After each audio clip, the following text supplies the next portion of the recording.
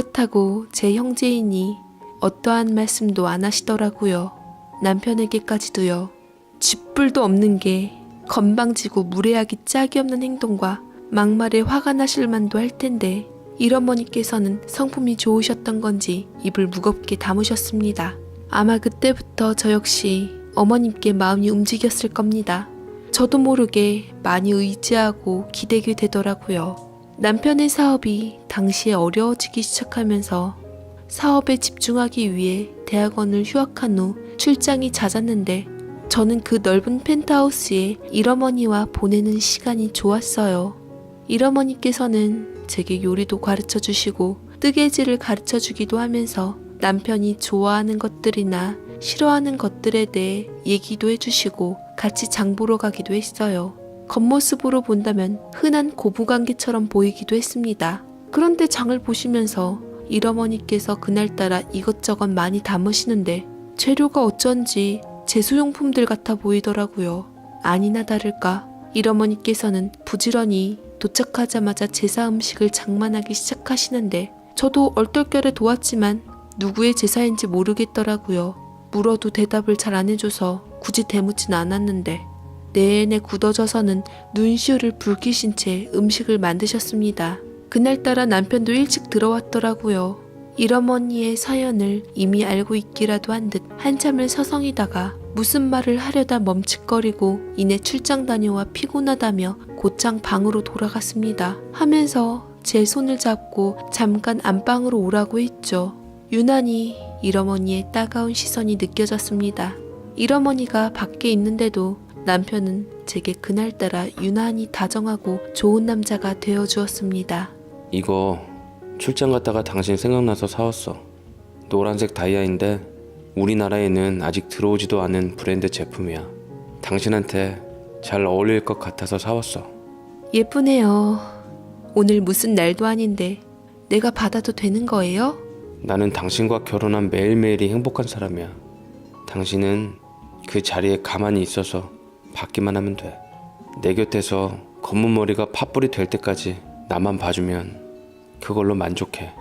다이아몬드 목걸이를 제 목에 걸어주고 있는 남편에게 저는 황홀함에 감사의 마음을 표현했는데 출장 갔다 온 이후로 이렇게 값비싼 물건을 쉽게 준다는 게 역시 부자들은 씀씀이가 다르구나 싶었습니다. 남편과 함께한 저는 세상에서 가장 행복하고 낭만적인 기분을 누리게 되었어요. 이게 꿈인지 생시인지 모르겠더라고요.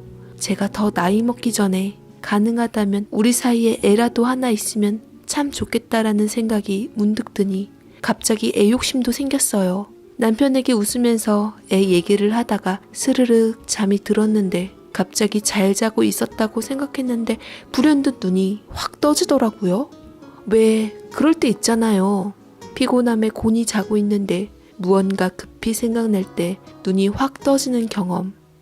저도 예민해서 그런지 종종 그러고는 했는데 그날 새벽 답답함에 느닷없이 일어났을 때 곁에 남편이 없었습니다. 빈 이부자리를 보고 이 사람이 어디 갔지 싶어 주섬주섬 챙겨 입고 밖으로 나갔는데 거실이 아직 환하게 밝혀져 있더라고요. 일어머니와 남편의 뒷모습이 보였습니다. 조금씩 가까이 다가갔는데 둘만의 대화에 집중하니 제 기척까진 못 느꼈던 것 같아요. 그러다 저는 일어머니의 얘기를 듣고 가슴이 철렁하며 입을 막고 숨을 수밖에 없었습니다. 10년이 지나도 용서받기 힘든 일을 저지른 내 딸로 인해 괴로운 거 잘 알고 있네. 자네를 배신한 내 딸이지만 그래도 내 딸인데 젊은 나이에 간 한을 풀어주기 위해서라도 애미가 돼서 제사상은 차려줘야 하지 않겠는가. 그러게 내가 나간데도 왜 나를 말려. 내가 있으면 자네가 더 괴롭지 않겠나? 더 이상 스스로를 갉아먹는 짓은 그만하게. 나는 자네가 지금 아내랑 행복해지기만 했으면 좋겠네. 지금 자네 부인 참 착한 사람이야. 남편에게 그런 말을 하는 일어머니의 표정이 진심으로 복잡해 보였습니다. 남편은 어린아이처럼 일어머니 앞에 울면서 괴로워하는 모습을 보이더군요. 남편이 나를 배신하고 애인과 도망간 아내를 생각하면 아직도 악몽에서 벗어나질 못하고 있어요. 그렇지만 어머니하고 저와는 또 다른 인연인 거잖아요. 고아인 저를 품어주시고 배불리 밥 먹게 해주시고 용돈도 주시고 딸까지 내어준 어머니를 아내 때문에 인연을 끊고 싶진 않았습니다. 하지만 제사 때마다 괴로운 건 어쩔 수 없네요. 그날의 처참했던 기억으로부터 벗어나고 싶은데 차마 갈 곳 없는 어머니를 내쫓으면 제가 마음이 편치 않을 것 같아요. 제 사업자금 미천도 어머니께서 아낌없이 다 대주시고 아내 보험금마저 제게 속죄의 의미로 다 주셨는데 제가 어떻게 어머니를 내쫓을 수 있겠어요. 어머니는 제 친어머니나 마찬가지입니다. 어머니 딸이랑 결혼하기 이전부터 어머니께서 고아원에서부터 절 돌봐주시고 후원해 주실 때부터 어머니와의 인연을 소중하게 생각했는데 그 여자로 인해서 어머니까지 잃고 싶지 않습니다. 라고 일어머니께 안겨오는데 저는 경악스러운 진실에 저도 모르게 다리에 힘이 풀려 스르르 미끄러지고 말았습니다.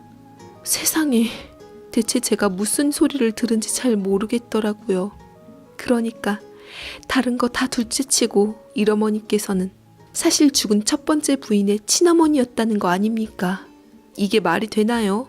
얘기를 대강 듣자 하니 사별했다던 첫 번째 부인이 다른 남자와의 외도 후 교통사고가 나서 저 세상으로 갔다는 소리를 들었는데 어떻게 그런 부도덕한 여자의 어머니를, 그것도 장모님이었던 사람을 새로운 부인을 들였음에도 불구하고 일하는 사람으로 둔갑시켜 함께 살 수 있는 걸까요?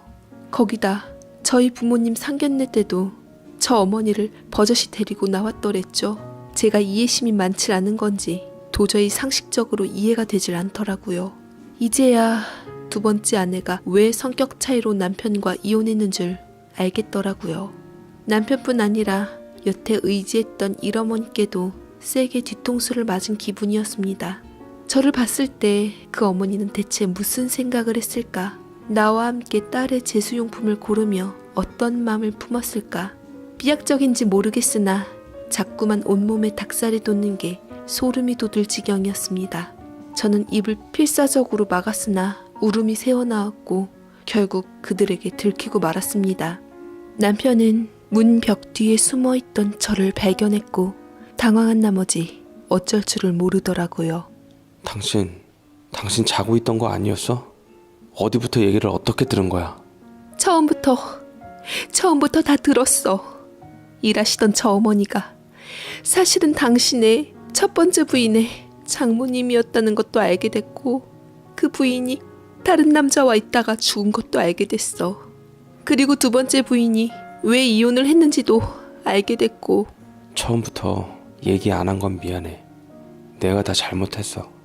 그치만 내 곁에 계신 분 내 어머니나 마찬가지고 누구보다 인품 좋으신 분인 줄 잘 알고 있잖아 당신이. 전처 일은 굳이 말해서 불쾌한 일이라 얘기 안 했던 거야. 만약 저분이 없었다면 지금의 나도 없었어. 당신이 누리고 있는 것들 다 저분 덕분이라 생각하고 그냥 지금껏 살았던 것처럼 같이 살면 안 되는 거야? 정신적으로 힘이 돼주신 분이야. 아무리 그래도 예전 전처의 장모님을 상견례까지 모시고 나온 건 좀 아니지 않아? 내가 당신한테 어떤 말을 해야 할지 정말 모르겠다. 남편은 그저 사정사정을 했고 저 역시 어떻게 판단을 해야 할지 모르겠더군요. 그 어머니와 지냈던 시간이 나쁘진 않았고 오히려 남편이 없을 때 휑하니 가끔 무서울 때면 위로를 받기도 했습니다. 그렇지만 앞으로 전처의 어머니라는 것을 안 지금부터는 제가 어떤 마음으로 대해야 할지 막막하더라고요. 겉다르고 속다른 것은 못하는 성격이라 더 착잡하기만 했어요. 이혼을 해야 하나 별별 생각이 다 들었지만 또 시간이 지나자 그럴 수도 있지 않을까. 전처와의 마지막이 안 좋게 끝나기도 했고 어머니께는 신세졌던 은혜가 있으니 갈 곳이 없다면 곁에 둘 수도 있지 않았을까 했지만 모르겠어요. 제 머릿속이 복잡하기만 하더라고요. 남편은 제가 좀 진정하자 허브차를 한 잔 따라준 후 건네었습니다. 어젯밤만 해도 그리 든든하고 사랑스러웠던 남편이 지금은 꼴도 보기 싫어 고개를 돌렸어요. 남편은 본인 있는 곳으로 저를 돌려앉힌 후 차분하게 말했습니다.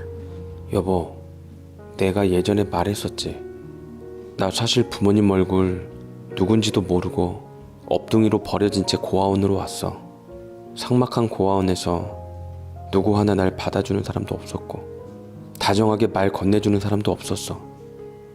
가끔씩 특별한 날에 높은 사람들이 와서 우리들하고 사진이나 찍고 가고 생색내기로 우리들을 봐준 것 외에는 진심으로 보듬어준 사람이 없었어.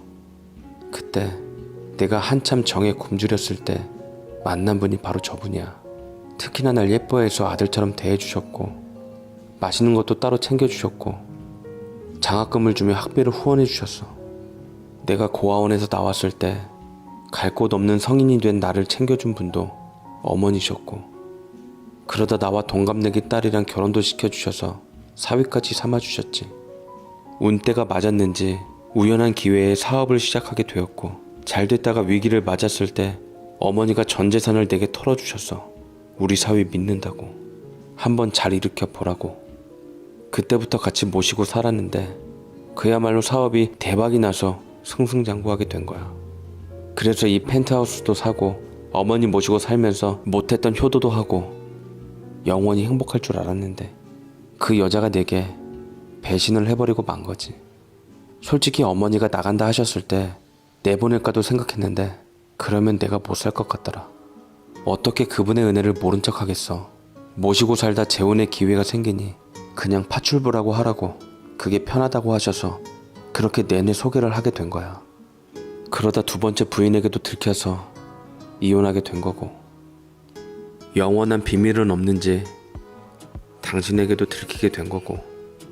그제서야 전후 상황을 모두 듣게 됐고 저는 한동안 깊은 고민에 빠져야만 했습니다.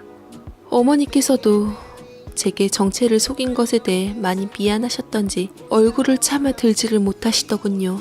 여태 그랬던 것처럼 말을 아끼시며 제게 정성껏 식사를 차려주시는데 왜 그런지 모르겠지만 선뜻 손이 잘 가질 않았습니다. 왠지 딸 생각하면 현재 부인인 제게 못 먹을 거라도 먹일 것만 같아 의심도 들었고요. 이런 일로 이혼을 할 만큼 대범하지도 못하고 남편도 반성하는 것 같아서 넘어가려고 했는데 아무리 생각해봐도 그분하고는 도저히 살 자신은 없더라고요. 끝내는 그분이 알아서 눈치껏 나가주셨고 그 일로 남편하고는 대판하는 바람에 이혼을 하느니 마느니 한동안 냉랭해야 했지만 제가 생각지도 못한 임신을 하는 바람에 상황은 역전되게 되었습니다. 남편 역시 50 넘은 나이에 후사를 볼 생각을 하니 마음이 쓰였던지 이번만큼은 굳이 나간 그분을 불러오지는 않더라고요. 얼마를 챙겨드렸는지 어떤 곳에 무슨 집을 마련하고 남편이 밖에서 얼마나 만나는지 그것마저 신경 쓰지는 않기로 했습니다. 나이 들어서 임신한 만큼 절대적으로 안정이 필요하다는 의사 선생님 말씀에 남편 역시 굳이 저를 자극할 필요는 없다고 생각한 모양이었어요.